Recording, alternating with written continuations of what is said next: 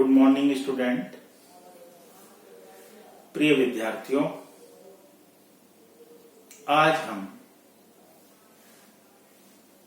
वस्तु विक्रय अधिनियम 1930 के अंतर्गत अनपेड सेलर, जिसको कि हम अदत्त विक्रेता के नाम से जानते हैं, इसके बारे में आज आपसे हम बातचीत करेंगे। इसके बारे में आपको बताएंगे कि अनपेड सेलर या जो अदत्त विक्रेता है वह कौन होता है। वस्तु विक्रय अधिनियम 1930 की धारा सेक्शन 45 से लेकर के 54, इसमें इसको डिफाइन किया गया है। इसके बारे में पूरी तरह से बताया गया है। जैसा कि आपको इसके नाम से कुछ स्पष्ट हो रहा हो, अनपेड सेलर यानी कि एक ऐसा विक्रेता, एक ऐसा वेंडर जिसको कि जो वस्तु, जो आर्टिकल, जो प्रॉपर्टी उसने अपने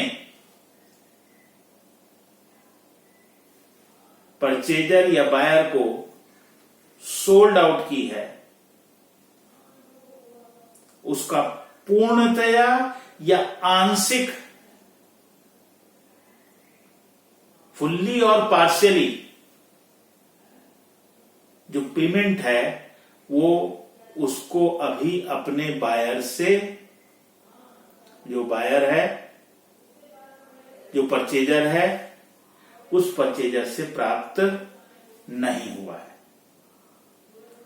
और ऐसे विक्रेता को हम अनपेड सेलर के नाम से जानते हैं। सेक्शन 45 में इसको डिफाइन किया गया है। उसके अंतर्गत माल का विक्रेता, अदत्त विक्रेता तब माना जाता है जबकि उसे अपने द्वारा बेचे गए माल का पूरा मूल्य नहीं चुकाया गया है, या उसको अभी तक उसका जो कंसिडरेशन है, जो उसका प्रतिफल है, वो उसको प्राप्त नहीं हुआ है।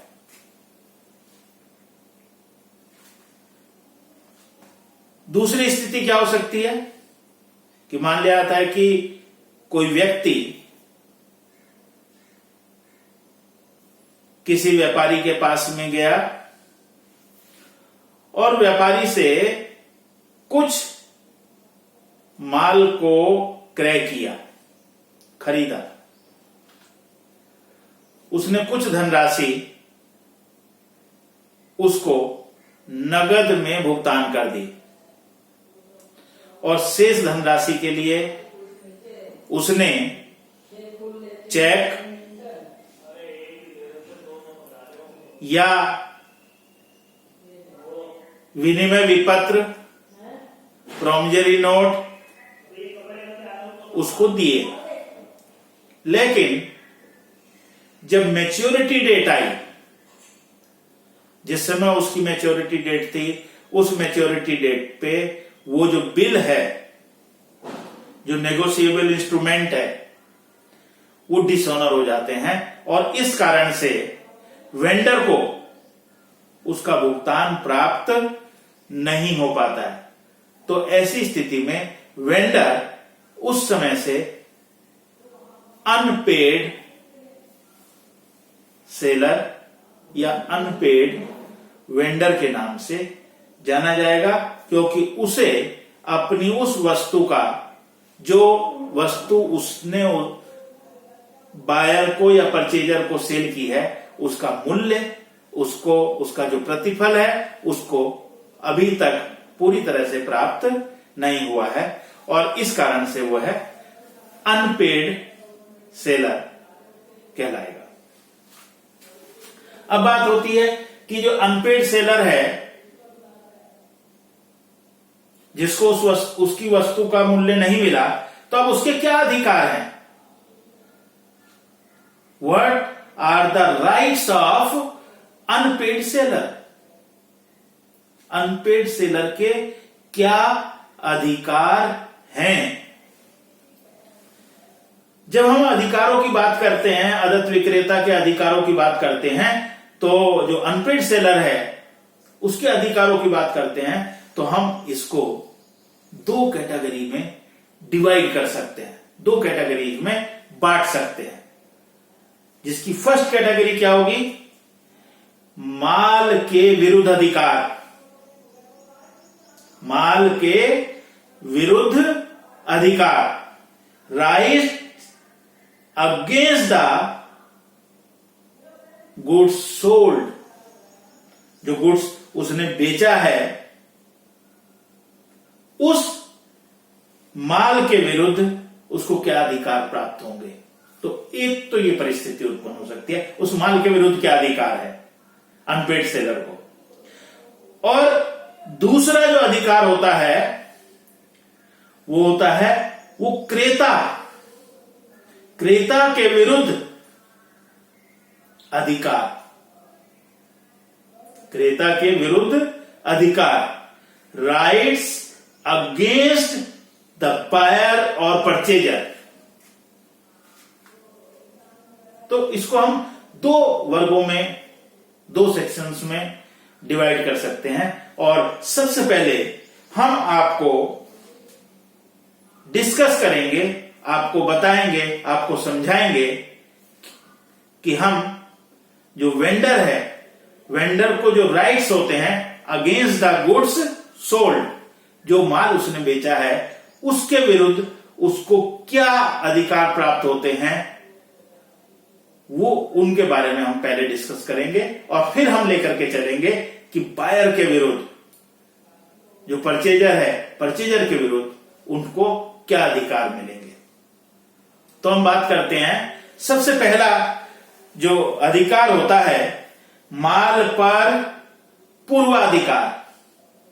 माल पर पूर्वाधिकार, right of line, LIEN, line. ये माल के विरुद्ध पहला अधिकार, राइट्स अगेंस्ट द गुड्स, माल पर पूर्वाधिकार। यानी कि एक वेंडर को एक ऐसे गुड्स के संदर्भ में जिसका मूल्य उसको अभी तक प्राप्त नहीं हुआ है, उस पर उसको पूर्वाधिकार प्राप्त हो जाता है। पूर्वाधिकार होता है क्योंकि उसका मूल्य उसको प्राप्त नहीं हुआ है। लेकिन यह पूर्वाधिकार तब प्राप्त होगा जब वह माल वेंडर के पोजीशन में है, in the position of vendor. जब वेंडर के पोजीशन में है तब माल पर पूर्वाधिकार प्राप्त होगा। दूसरा क्या हो सकता है? माल यदि वेंडर के पास में नहीं है और उसने परचेजर के पास उसको भेज दिया है और परचेजर के पास भी वह माल अभी नहीं पहुंचा है, यानी कि इसका मतलब हुआ गुड्स इन ट्रांजिट। माल कहां है? रास्ते में है। वेंडर के पास से निकल गया, उधर परचेजर के पास पहुंचा नहीं, in between, that's called goods in transit. यदि इस तरह की स्थिति है तो vendor have the right to stoppage in transit. वह वेंडर को यह अधिकार प्राप्त होता है कि वह रास्ते में ही उस माल को रोक दे और उसकी जो डिलीवरी है, उसकी डिलीवरी परचेजर को, बायर को ना होने दे। ये दूसरा अधिकार उसको प्राप्त होता है माल के विरुद्ध। थर्ड कंडीशन क्या होती है? पुनः विक्रय का अधिकार, राइट ऑफ रीसेल। क्योंकि अदत्त विक्रेता वह विक्रेता है जिसने माल तो बेच दिया, लेकिन माल को बेचने के पश्चात उसको उस माल की कीमत नहीं मिली, और यदि वह माल उसके पास है तो वेंडर को यह राइट है कि वह उस माल को किसी तीसरे व्यक्ति को, थर्ड पार्टी को बेचने का अधिकार रखता है। अगर मान लिया तो कोई माल आपके पास पड़ा है, उसका माल की कीमत वेंडर के पास पड़ी हुई है और वेंडर को उस माल की कीमत मिली नहीं, तो वह क्या करेगा? तो ऐसी स्थिति में vendor have a right to sell that goods to another third party. वह किसी तीसरी पार्टी को उसको बेचने का अधिकार उसको प्राप्त होता है।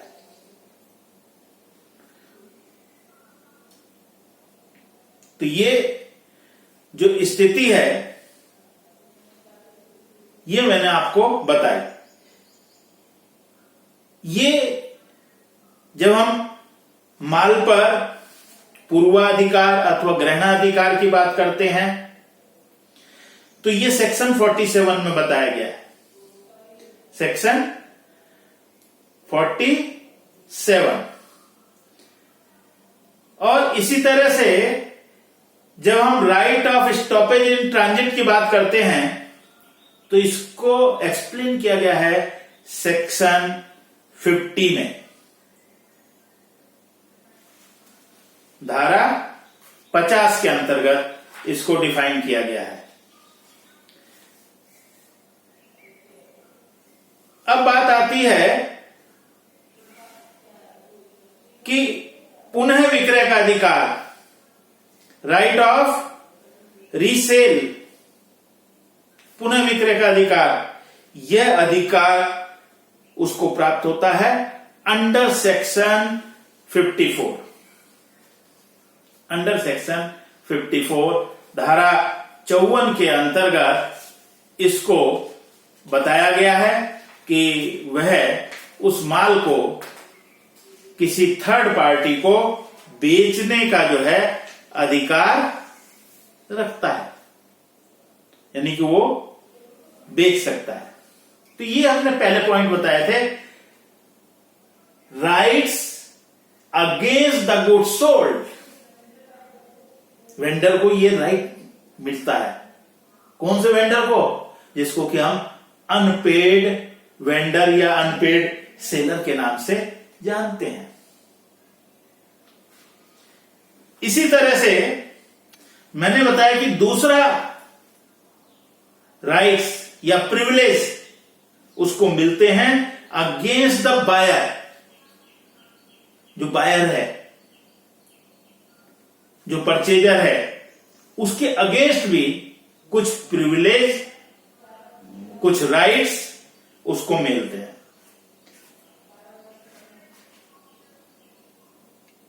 पहला प्रिविलेज मिलता है मूल्य के लिए वह बायर के ऊपर, जो परचेजर है, परचेजर के ऊपर दावा करने का अधिकार रखता है। मान लिया जाता है कि वेंडर ने गुड्स सोल्ड किया और गुड्स की डिलीवरी परचेजर या बायर को दे दी, तो गुड्स तो किसके पास पहुंच गया? बायर के पास पहुंच गया, परचेजर के पास पहुंच गया। तो ऐसी स्थिति में गुड्स के अगेंस्ट में वेंडर को राइट नहीं रहा। अब तो वेंडर को राइट यह है कि वह अमाउंट जो आउटस्टैंडिंग है, जो उसने परचेजर से लेनी है, जो उसने बायर से लेनी है, उस आउटस्टैंडिंग अमाउंट को लेने के लिए वह कोर्ट में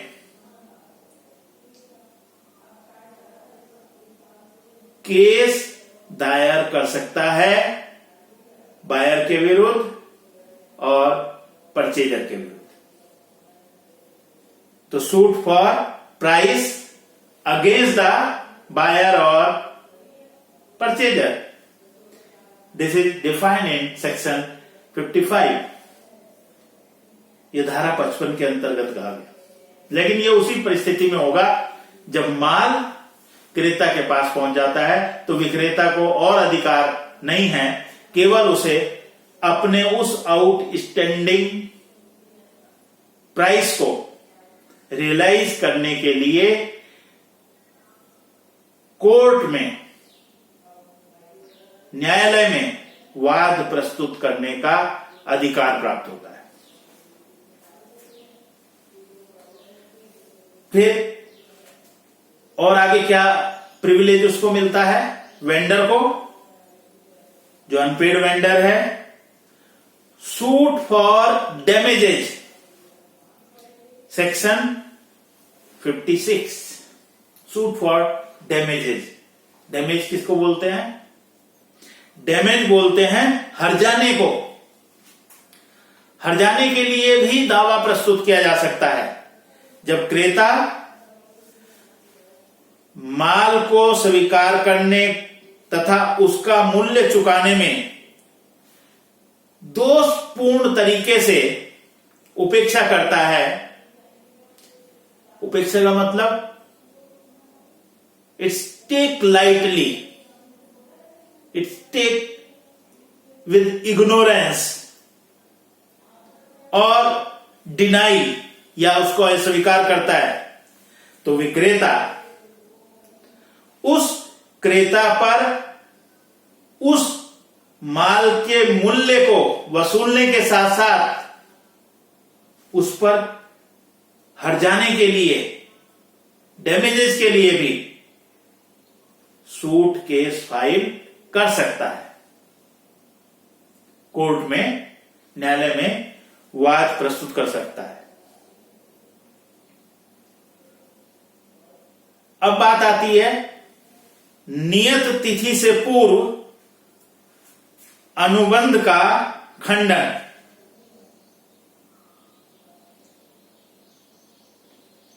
यदि ये सेक्शन 60 के अंतर्गत एक्सप्लेन किया गया है, सेक्शन 60 में बताया गया है, यदि माल की सुपुर्दगी के तिथि से पूर्व, यानी कि जब डिलीवरी होनी थी उससे पहले ही क्रेता अनुबंध का खंडन कर देता है, मना कर देता है, denial of contract before due date, तो विक्रेता अनुबंध को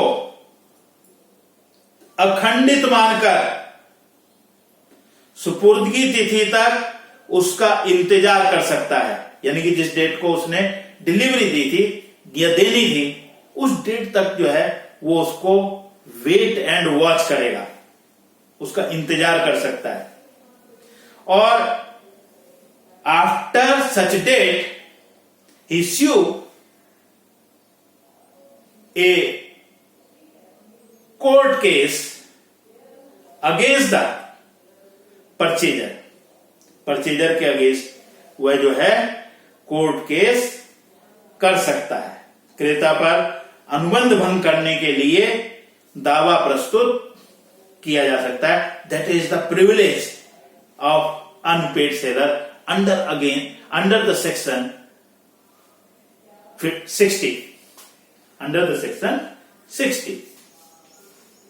और इसी तरह से एक प्रिविलेज अनपेड सेलर को अगेंस्ट बायर